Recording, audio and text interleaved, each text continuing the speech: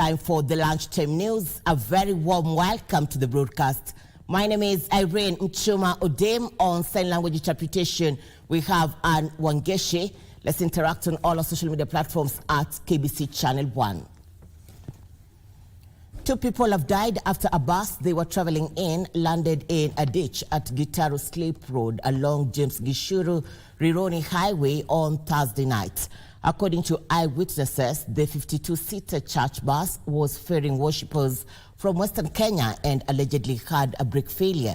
The driver drove the vehicle into a ditch in a bid to avoid colliding with a trailer that was blocking the slip road. 10 people are nursing serious injuries while others are being treated for minor injuries in various hospitals across Kikuyu and Kabete constituencies. Kwa bahati mbaya hiyo basi ikakuta truck zingine mbili ziko na accident hapo. Dereva akijaribu kupita ikagonga mwamba na ikaanguka. Wenye imeanguka ilibidi sasa tumekimbilia tutoe wenye wamesurvive na tumeweza kuwatoa. Kuna shida hapa kwa sababu kuna bumps mingi na labda wengine wao hawakuwa wanajua barabara inatengenezwa. Teachers in Embu County have vowed to join their counterparts across the country in the planned countrywide teacher strike that is expected to commence on Monday, 26th of this month.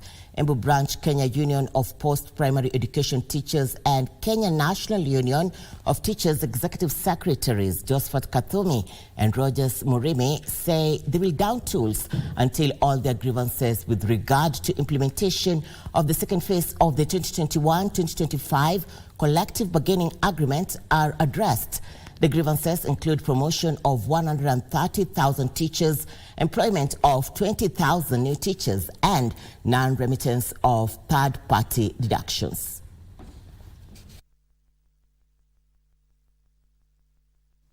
All the teachers in Embu County, across the board, that is from the primary school to the secondary school, through JSS, shall withdraw their raper as from the midnight of 25th. Power. And therefore, on Monday, no reporting to school. They have said they are not going to employ more teachers. And this is where we are calling even our parents to understand that their students, their pupils in the school, they will have no teachers to teach. We shall never be divided, for the union makes us strong. Solidarity! Across the borders, United States Vice President Kamala Harris has officially accepted her nomination as the Democratic presidential candidate. Speaking at the Democratic National Convention in Chicago, the U.S. Vice President said electing her would chart a new way forward. Harris pledged to lead for all Americans and create an opportunity economy in a highly personal headline speech. Other key themes included protecting the right to abortion, unity, and working class aspirations.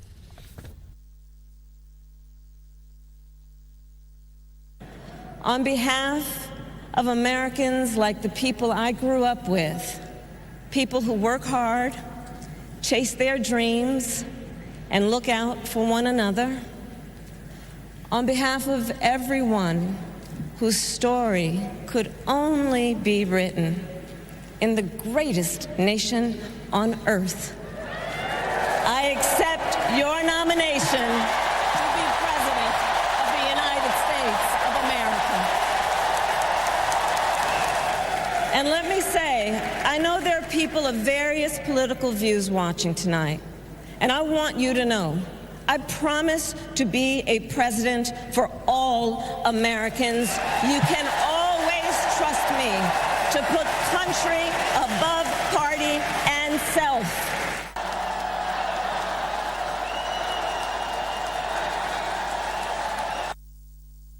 Home to security concerns, residents of Mugai village along the border of Meru and Isiolo counties have decried the poor state of insecurity in the area following increased cases of cattle rustling that often result in loss of lives.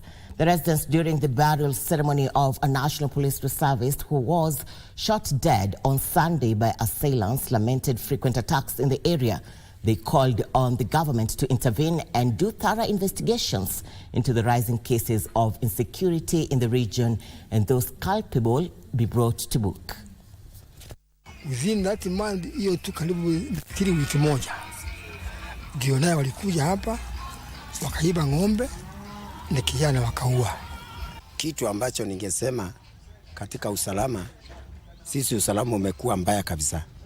Umekuwa mbaya kwa sababu huyu ambaye mwenzangu babu tunasika leo, si ati ni mara ya kwanza mtu kukufa kwa njia ya kuibiwa mifugo. Hapa maili 7 kuna rafiki yangu aliibiwa ng'ombe zaidi ya 50 pamoja na mbuzi na bado haijapatikana hata moja. Ombi langu ile nikiomba ni serikali tuongezee security mahali hapa, maana kuna kuwa chafuko ya kila jambo, si mbuzi, si kuku, na kuwa watu kiolela wakiwa wananyang'anywa mali yao. About 600 traders in Githurai, Kiambu County have resisted a move to evict them purportedly to pave way for construction of a bus stage. The group, which comprises of mechanics, food kiosk owners, welders, boda operators, among others, accused a local member of the county assembly of using local administrators and officials of the Kenya National Highways Authority to displace them under the pretext that the area was a bus park. The traders, led by the chairman of New Jubilee Garage, Stephen Kimani, said they have neither been issued with prior notice nor has any form of public participation been conducted on the matter. Hatuondoki hapa. Na ile kitu ya muhimu naweza sema, hatuwezi kukataa maendeleo. Maendeleo ni mzuri sana. Lakini hiyo maendeleo inakuja isikuwe ni maendeleo ya mtu mmoja ama watu wawili ama grupu fulani. Hiyo maendeleo wacha ikuwe ya kila mwananchi. Tuna vacate kwa hii area, tuelekee wapi? Tumejenga, tuko na vitu zetu, tuko na mali zetu zenye tunafaa kulindiwa. Hatukuambiwa tutatoa hapa tupeleke mahali fulani. Wanakuja kupatiana notice na mdomo, verbal notice. Hapa mahali wana garage wako na soko ni mahali ya Kenya na ni mahali ya serikali.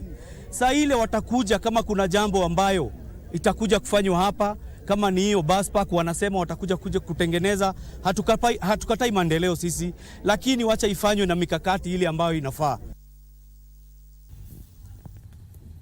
Now, the Intergovernmental Authority on Development report on food crisis reveals a worsening food insecurity crisis in the East African region, affecting millions across Kenya, Djibouti, Ethiopia, Somalia, South Sudan, and Uganda. The report estimates that 62.9 million people in the region are suffering from acute food insecurity in 2024, up from 61.9 million in 2023, while underscoring the importance of peace-building initiatives to safeguard agricultural production. IGAD's Executive Secretary Wakne Gebeyu emphasized the need for proactive measures to protect livelihoods and mitigate future shocks. Progress can only be achieved if youth and women are given equal opportunities to contribute in bringing about transformational, economic, environmental and social changes. We must also strengthen crisis studies, build the resilience of vulnerable communities, improve early warning system, and seek alternative funding streams. We also need to provide reliable information for policymakers, for actors, for activists, for media, for everybody, so that we work hands-on or hands-on deck for the victims of conflict. Food insecurity remains a very big challenge in our region. The numbers are going up, which is not something that we are really happy about, and we'd like to see the trend being reversed.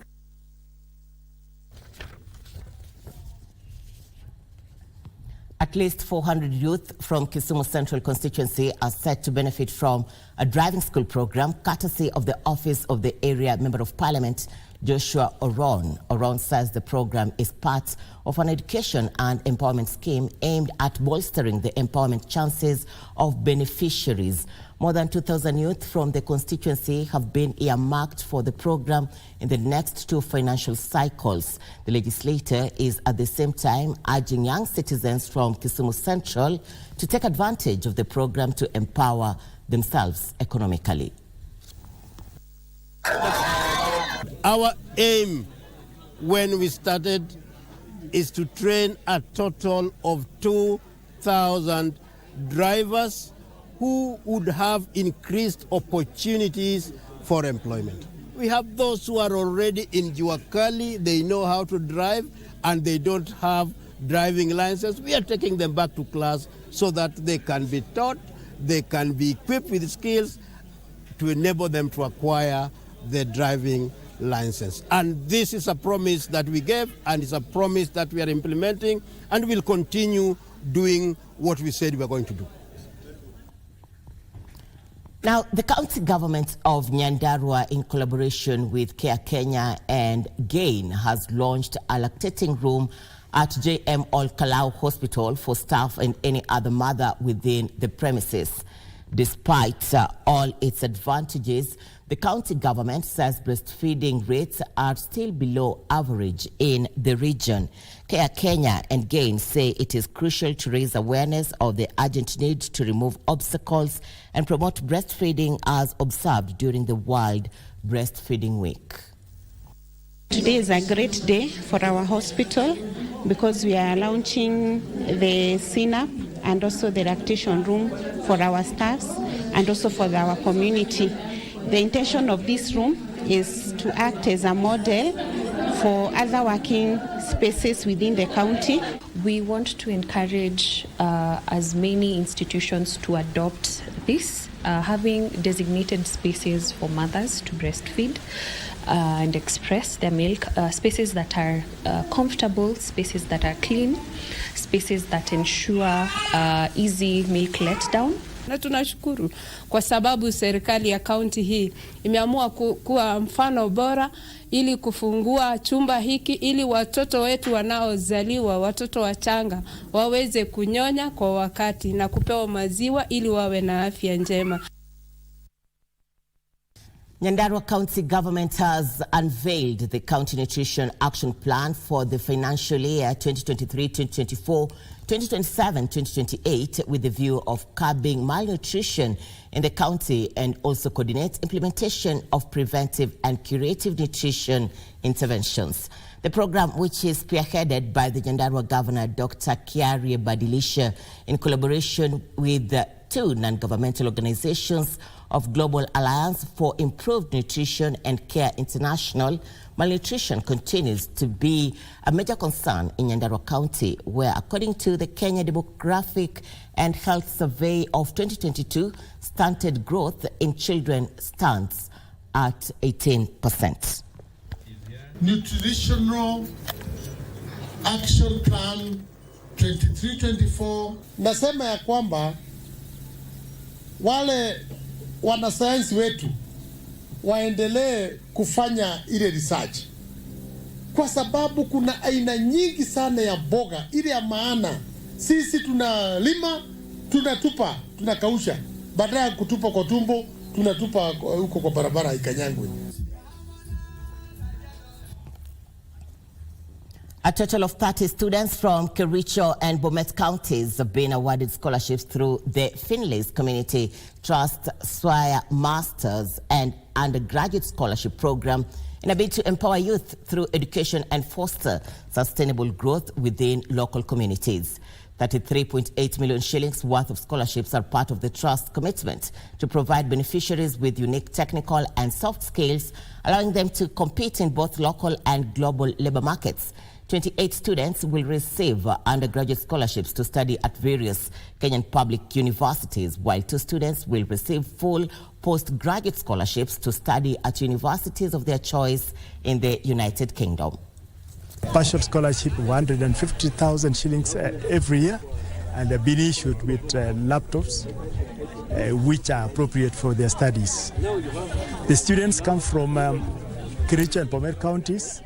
We're picking a boy and a girl from each constituency. Considering how the government has changed the funding system in the university, it's quite expensive to afford some of these courses, but this trust fund that we've been allocated by Finlays in partnership with Browns has subsidized actually our fees, and we can actually afford it. And this scholarship has made it easier for the parents to ensure that we complete the fee and ensuring that we complete our education.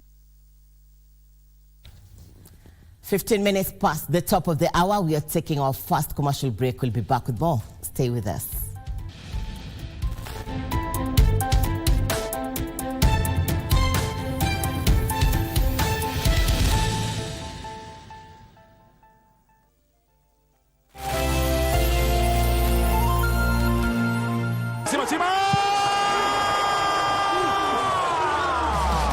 The FKF Premier League season brings you the best of the best in the Kenyan local football scene.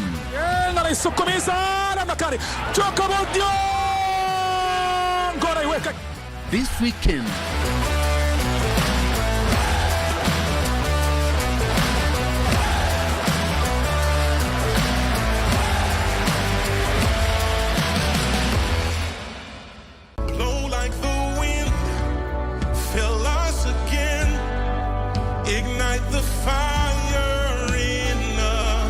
as a woman, how do you rise to break the ceiling and the cultural barrier of leadership? The freedom you have does not give you that guarantee to abuse or to talk whatever things you want to talk.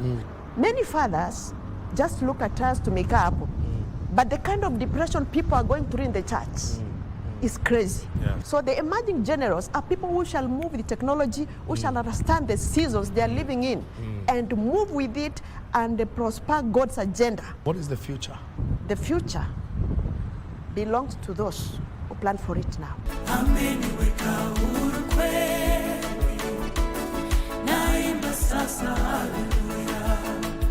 Kiswahili. Na hapa tunasema kweli kwamba mtandao ni chanzo kikubwa cha uzembe miongoni mwa vijana.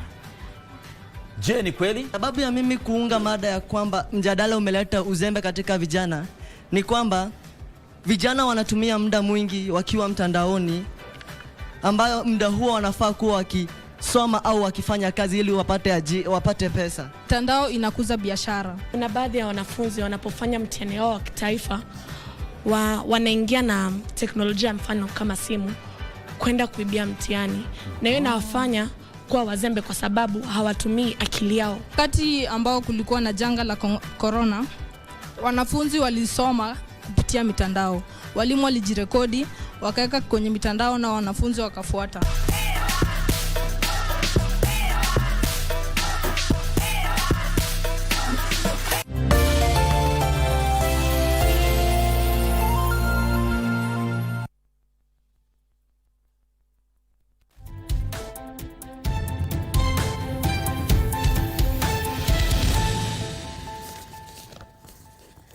Glad you're watching the Lunchtime News. Welcome back. Now, the Chonyi community in Kilifi County is celebrating the translation of New Testament into the native language, marking a major milestone in their spiritual growth.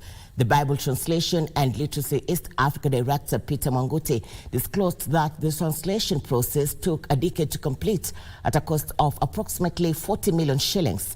The Chonyi Bible is not only expected to help nourish their spiritual lives, but also help in the eradication of retrogressive cultural practices such as witchcraft and sorcery, which have long been a challenge associated with the region. Kendi Lugamba, the Bible Translation and Literacy Board chairperson, announced that translation of the Old Testament into the Chonyi language is also underway.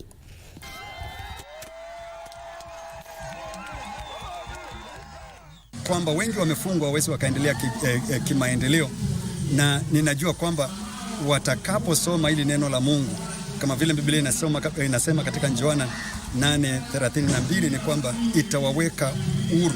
Vile Wachonyi wameweza kupata Biblia kwa lugha yao, hata hao wengine wote wa Mijikenda. Kwa ujumla Mijikenda yote itaweza kupata Biblia katika lugha yao. It's for the church to use it, to teach it, and for people to learn how to read the Bible and understand it for themselves. Itatumiwa kuweza kuondoa hizo itikadi ambazo kwamba ni za ushirikina.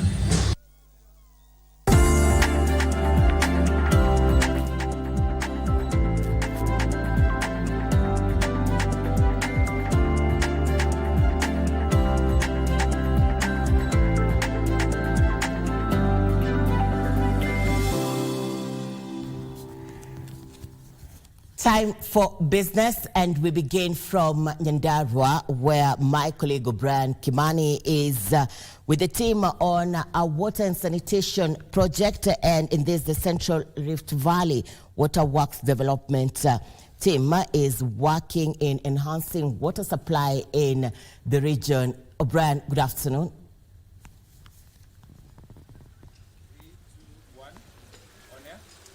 Many thanks indeed, Irene Muchuma. That's right. We're coming to you live from the town of Ol Kalou, which is in the background from where we are. But where we are standing now is what you call the Ol Kalou Water Project. This project has been constructed through the help of the Central Rift Valley Water Works Development Agency. And this is just one of the 4 projects that the agency is developing. This water work project was commissioned back in January 2024, which is this year, by President William Ruto. And it has the capacity to supply about 3,000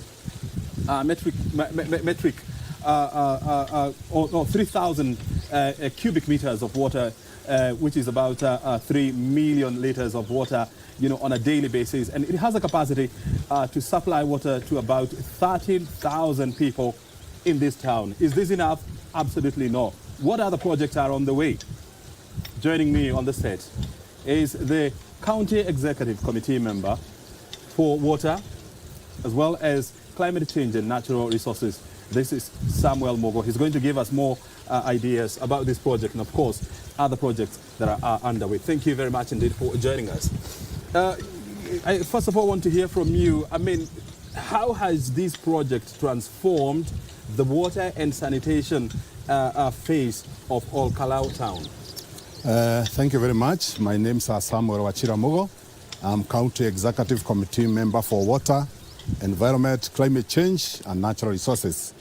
Ol Kalou Water and Sewerage Treatment Project started back in 2020 under the Central Rift Valley Water Works Development Authority, together with the national government. They're the ones funding this project, and it has gone a long way in solving some of the problems here, water-related and sanitation-related. For instance, for the sanitation part, we have a sewerage treatment plant about 3 kilometers from here, which has the capacity to hold 3,300 cubic meters per day, and also the water treatment plant. We have treated water for 2,000 cubic meters per day. We have interconnections of more than 4,000 interconnections. We have interconnected the residents of Ol Kalou town around 430 connections. So our target is to have the 500 in the first phase, which is worth around 680 million, and which is complete, and it's doing a lot of good to the people of Ol Kalou because of matters environment, matters employment. We are also having people, for the first time since independence, Ol Kalou people are enjoying treated water instead as opposed to having the raw water. We are also having people enjoying sewage, decent life through having the sewage system, where we have the sewage. Instead of previously, we are using the septic tanks, the pit latrines, which are quite unhygienic. Very well. When you look at this project alone, I mean, it has the capacity to supply water to about 13,000 people every day. And Ol Kalou town, you have a population of how many people? About 20,000. About 20,000 people. Yes. So you still have about 7,000 people who are outside, who are not being served by this project. What are they doing, and what plans are there to alleviate their water suffering? Okay, we have boreholes around which we are trying to interconnect to this system, because this system does not have enough water, because we get most of the water, about 70% of it we get from Malewa intake behind us there, and there is a lot of obstruction, and also the intake is small. So we are planning that we need that intake to be expanded in the second phase of Central Rift Valley project, and also we are interconnecting the boreholes that we have around, so that we have all the water in this treatment plant, we treat it and then reticulate to our people. Yes. You are surrounded by major sources of water. We are talking about Lake Olbolstad, which is less than 5 kilometers from where we are. We are also surrounded by the Aberdare ranges, and you can just see them in the background. Why is it that you still have challenges of water in Nyandarua County? There are various reasons as to why we have been having this. First of all, our governor, His Excellency Dr. Kiari Badrisha, when he took over the power in last year but 2022, he made sure that the first thing was to reorganize the boards. The two companies, Nyandarua Water and Sanitation, or Okarau Water and Sanitation, have been operating for more than 6 years without the boards. Now we have the board of directors on board, and they are really oversighting the management. That is one of the problems, because we had a one-man show while running these projects, and that's when we had a lot of queries and a lot of lack of oversight, which is now happening now at the present governor. We also have the issue of water obstruction behind up there. There is a lot of water obstruction, water wastage. All those, they have been making it difficult for us to have adequate water, to have it, so to have our residents have enough water. There's also the issue of climate change. The climate change has hit Nyandarua very hard, and we need all the development partners, the national government, the state agencies to come on board, so that we try and conserve our mountain, our riparian reserves. We are trying to do it. The county is trying to do it through its budget, preserving the riparian and the catchment areas. These are some of the effects. So you can see that we have been having the issue of infrastructure, because we need infrastructure to spread water to our people, and also governance, which was lacking in terms of lacking the boards, which are now working at the moment. We have very professional boards. We have recruited substantive managing directors and financial managers who are now operating these companies in a very professional way, and things are going to change. Very well.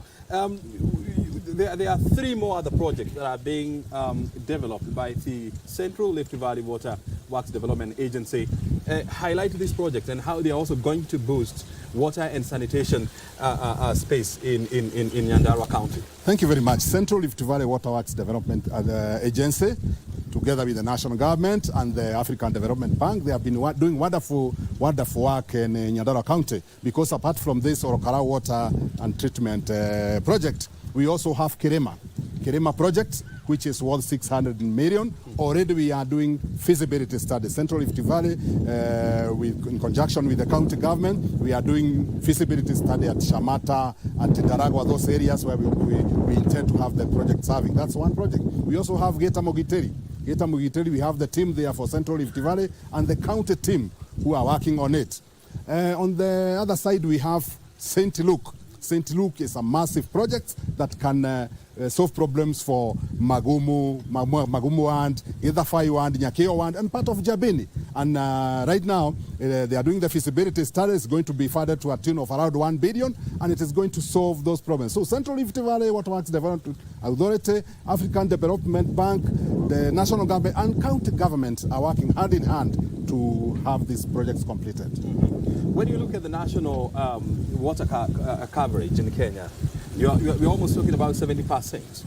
And when you look at water coverage in Nyandarua County, you're looking at 50 what percent now? Unfortunately, it's about 56%, which is quite bad. Which is below the national average. It is below the national average. That's quite bad, because Nyandarua is neighboring one of the 5 major towers, water towers in Kenya, in the name of Aberdare Ranges. But we must say that Nyandarua need to be pushed up a little, because of the confusion which we had with the Nyahururu town. Most of our infrastructure were invested in Laikipia, which is in Nyahururu town, and they are supposed to be in Nyandarua. So that's one of the problems we are having. And also this issue of environmental effects. The environmental effects have been hitting us very hard because the other day you saw that Lake Ouroboros had dried up because of lack of proper management of our intakes there. And lack of desiltation. Exactly. We need a lot of desilting our dams. We need to do more boreholes so that the water is sustainable. And then we go to at least a safe margin instead of 56%. Yes. When you look at Nyandarua County itself, revenue allocation from the government, you're talking about 6 billion shillings? The equitable share, we get about 6.2 billion shillings. Own resource, own revenue generation, you're talking about 600? About 600 million. 600. Yes. Is this, all these, is it enough, to meet the water and sanitation needs for the people of Nyandarua County? And you're looking at a population of almost 700,000 people. That is not enough. The equitable share for Nyandarua, if I could request the national government, should be higher. Instead of 6.3, it should be higher. And also the own source revenue. We are still tightening the schools because we have last year we had around 600 million. We are pushing over. We are pushing all the departments so that we have at least 850 million own source revenue, so that at least we alleviate this problem of water, because Nyandarua County is an agricultural country. And we still have some people having big even relief food at the lower Ndaragwa because of lack of water. We have land, we have water, fertile soils, but the problem is water. Yes. When you look at Kenya's national water policy, which was developed, I think, around the year 2021, it talks about ensuring that there is 100% water coverage and 60% sanitation coverage for Kenya by the time we get to the year 2030. We are talking about 6 years from now. Do you think Nyandarua County will be able to meet the aspirations of a sustainable development goal number 6 when it comes to water coverage as well as sanitation? As per our Constitution 2020, water is a human right. Water is a human right, and with the policies that we have with our governor, His Excellency Kilifi Badrisha, it is possible. That is doable. We can have those targets achieved. What we need to strengthen is governance and also more support so that we get more infrastructure from development partners, state agencies, and also the national government. Yes. If you're just joining us, we are coming to you live from the town of Olkalau, which is the capital of Nyandarua County. It's just behind me here, and I can tell you that it is very windy because you have the Aberdare Ranges just behind us here. And of course, this is quite a cold area. But we are also in the company of Samuel Kabu. He's the County Executive Committee member for Water, Climate Changes, Natural Resources. And what we are trying to find out is what the county government is doing together with other agencies like the Central Rift Valley Waterworks Development Agencies to enhance water as well as sanitation projects in this county. Tell me this, when you look at the future of this county and the collaborations that you have with other agencies like Central Rift Valley, what other projects are likely to be in the pipeline that are going to enhance sanitation and water coverage in this county? At the moment, we have already 2 municipalities, new municipalities, one at Mairoinya, that is in Ndaragwa constituency, and one at Eugenia municipality, which is Kinangop. These are one of the 2 other targets that we should now focus at, because those people, they need proper treated water. They need the sewerage system to be operational. Those are very key areas in addition to what we are doing in Olkalau. Yes. Apart from Olkalau town, are there other towns that you need interventions by agencies like Central Rift Valley? Oh yes, we need so many other interventions. Like in Gatimo Ward, we have Kamwana Dam, a massive dam that requires just to be pumped up with some money, the BQ from our roadmap in the water department. We need about 150 million to solve the issue of Gatimo, water issues for Gatimo and part of Weru. That is one of them. We also have the 3 projects, that is Kija Dam, we have Malewa Dam, and the Pesi Dam. If those projects are done, and the St. Luke and this one and the Kirima one, Nyandarua will be quite comfortable, and we'll have now our agriculture operating optimally, so that we have to export, we have tourists coming over. Yes. Very good. Is there anything else do we need to hear from you? Yeah, so the only thing I would like maybe to comment on behalf of Nyandarua people, and also I'm sure the governor is on this, is on the funding.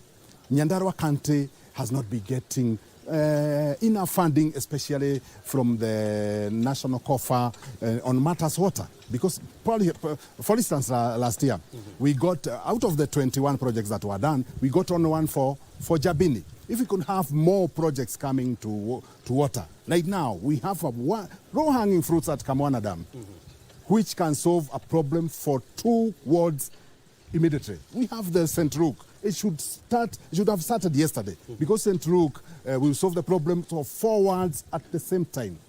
So those are some of the things that we would request. We get more resources from what we get so that we continue feeding the nation. This is a county of feeding the nation because the agriculture, the climate, it's quite perfect. It's an agricultural and it can also be transformed country. Into a tourism town. We are doing it in Kinyahwe. Behind us there, we have an arboretum here. I think the second one in the country, where we have 70 acres of land inside the town that we are having tourist attraction. So, thank you. Very well. I mean, these are some of the issues that we shall be looking at in the next 4 or 5 days. I mean, we shall be moving from county to county. I think we should be visiting about 3 or 4 counties just to see what the government is doing together with other development agencies as well as government agencies to enhance water and sanitation projects, not only at the county level, but even at the national level. My name is O'Brien Kimani. Thank you very much indeed for joining us. Back to you in Broadcasting House, Muchuma, for the continuation of the Lunchtime News. Thank you, O'Brien. O'Brien Kimani giving us the developments from the county of Nyandarua, engaging county officials on a water and sanitation project.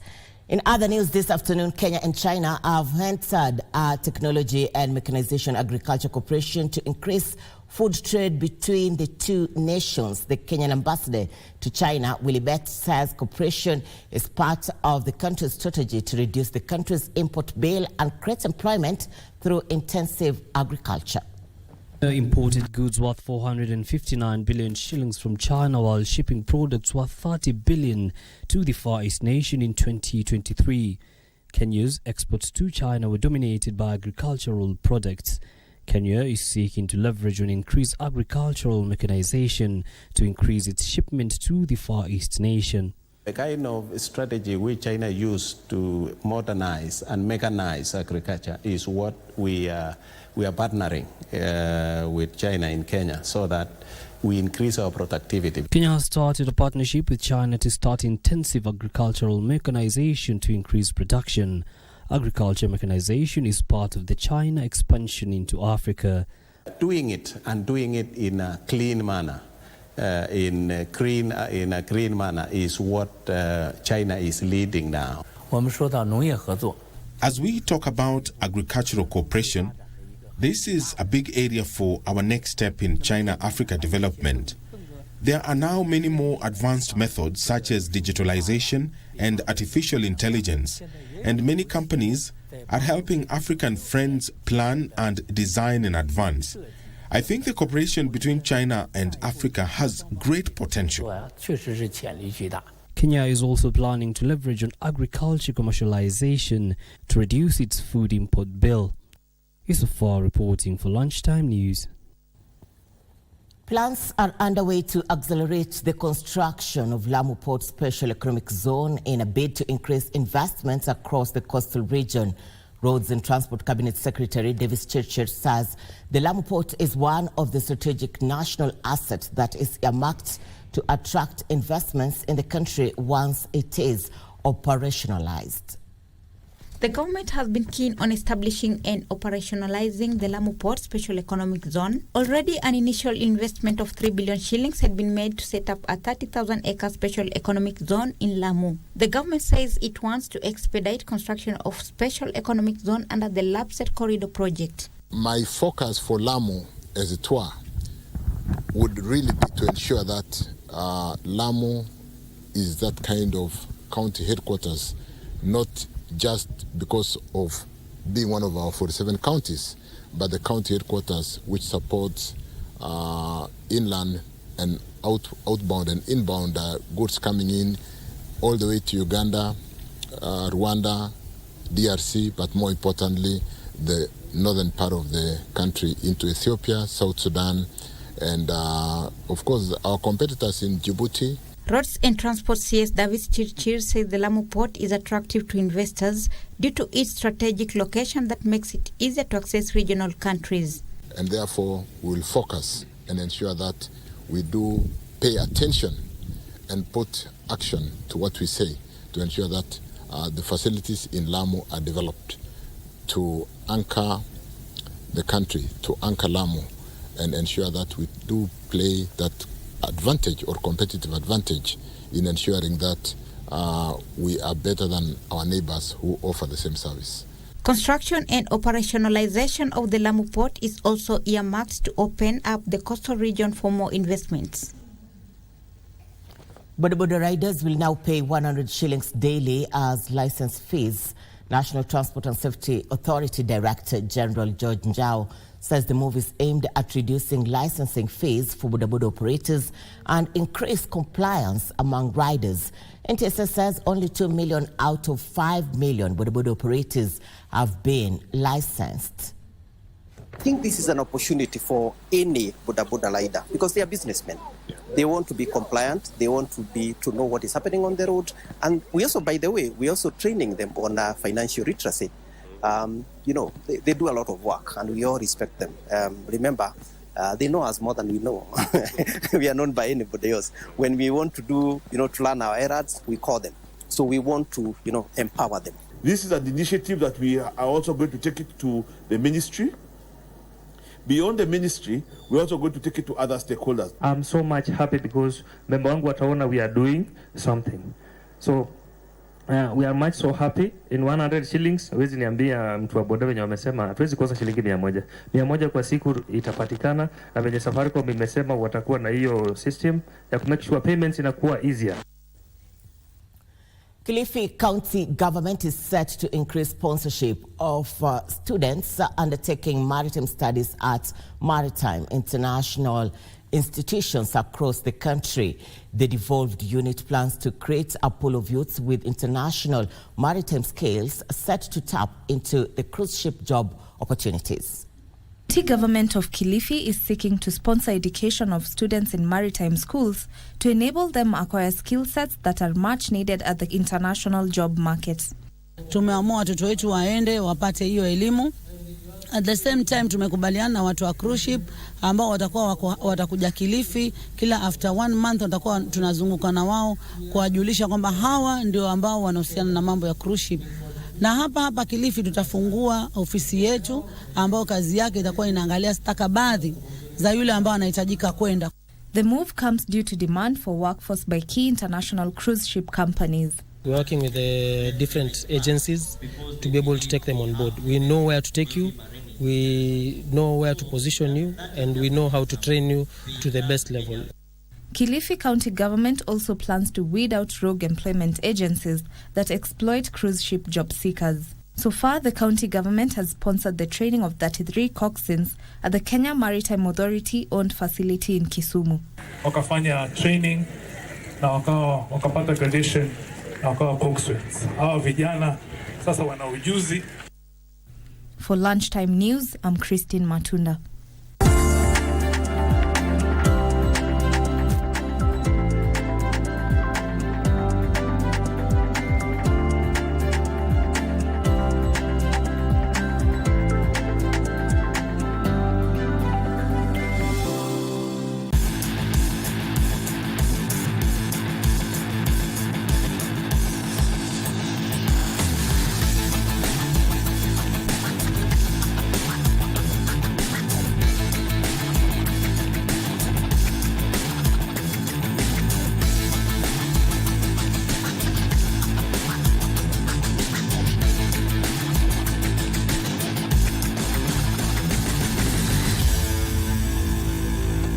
Time for sports news. Olympic bronze medalist Meru-Isiolo registered her first victory since finishing third at the Paris Olympic Games by winning the 800 meters race at the Lausanne Diamond League meeting held last night in Switzerland. Mora finished ahead of Belle, Georgia, and Ricky Gemma, both of Great Britain.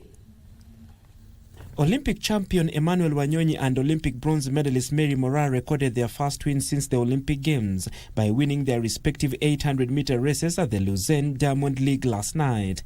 Mora won the women race in 1 minute 57.91 seconds in her chase for the diamond. Emmanuel Wanyonyi also won his 800 meters race in 1 minute 41.11 seconds, again beating Marco Arop just like he did at the Paris Olympics finals. Who's tired? Certainly not Emmanuel Wanyonyi. Jacob Ingebrigtsen of Norway recovered from his 1500-meter loss at the Olympics by winning the race ahead of Cole Hawker, who won gold in Paris. There's others chasing down for the lesser places, but watch the clock. It's about 3:28. In fact, it's a amazing record, 27.80. Janet Chepngetich finished second in the 3,000 meters as Dina Asher-Smith won the women 100 meters. Dina Asher-Smith leading this one at the minute. Also going well is Davis, but it's going to be Dina Asher-Smith to take this one. Again, Letsile Tebogo of Botswana was the winner of the 200 meters. And now he's forced to the front. The Olympic champion's going to take this one. Eases up over the line. 1963. He won.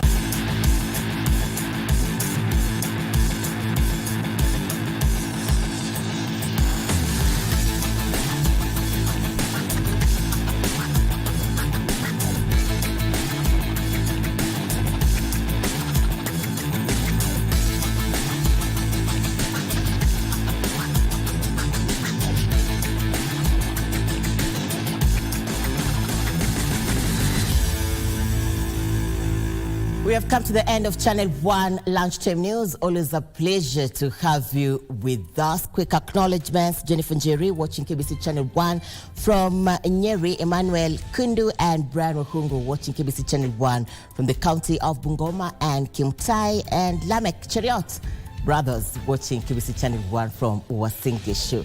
My name is Irene Chuma Odem on sign language interpretation. We have Anne Wangeshi. For more details on ad items and much more, to log on to www.kbc.co.ke. Good afternoon. God bless you.